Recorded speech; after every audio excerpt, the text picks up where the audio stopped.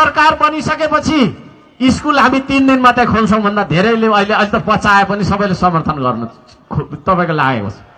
किनभने हर्क साम्पाङको कुरा सुरुमा बुझिँदैन। मलाई थाहा छ, यो मैले धेरै वर्षदेखि प्रयोग गर्दै आएको कुरा हो। सुरुमा बुझ्दैन, फेरि केही महिना पछाडि केही दिनपछि त्यही यति मिठो लाग्छ, सबै कुरा लाग्छ। 3 दिन मात्रै किन खोल्नुपर्छ स्कुल भन्दाखेरि ज्ञान मात्रै धेरै भयो, टाउको यत्रो भयो है। एउटा सानो बालकलाई उसको नाम भन्न आउँदैन होइन, 10 केजीको किताबको भारी त्यो गरेर बोकेर गइरहेको हुन्छ, हो कि होइन? हाम्रो टिचरहरू फेरि कस्तो ए फर एप्पल बी फर बल मात्रै भन्छ, ए फर एरोप्लेन पनि त हुन्छ नि भनेर पढाउनु नि छैन है। घोकेको मात्रै छ, टिचरै त्यस्तो छ है। सृजना हो शिक्षा। क्या शिक्षा भनेको अरूको फोटोकपी हो र? हर्क साम्पाङले बोलेको यो कुरा तपाईँले पनि कपी गरेर बोल्नुलाई शिक्षा भन्छ र भनेको? तपाईको सृजना हो शिक्षा, तपाईको आविष्कार हो शिक्षा, तपाईको उत्पादन हो शिक्षा है।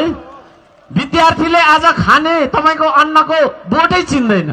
धरानमा खोर्सानीको बोट चिनोस् भनेर खोर्सानी रोपिन्छ बाटैभरि, पत्रकारले के गरेको उपलब्धि विहीन भन्छ। खोर्सानीको बोटै थाहा छैन विद्यार्थीलाई है, धानको बोट थाहा छैन। हाम्रो विद्यार्थीहरूले 10 कक्षा पढ्दासम्म धान उमार्न जान्नु पर्दछ, मकै उमार्न जान्नु पर्दछ, पकाएर खान जान्नु पर्दछ, आफूले लगाउने लुगा थोरैमा पनि सेलाएर लगाएको हुनु पर्दछ। अरू पनि थुप्रै कामहरू जानेको हुनु पर्यो 10 कक्षा पढुन्जेलसम्ममा। क्या डिग्रीको तपाईँको सर्टिफिकेट बोकेर वर्णमाला कोरिया भाषाको सिक्न जाने नेपाली हो कि होइन हामी?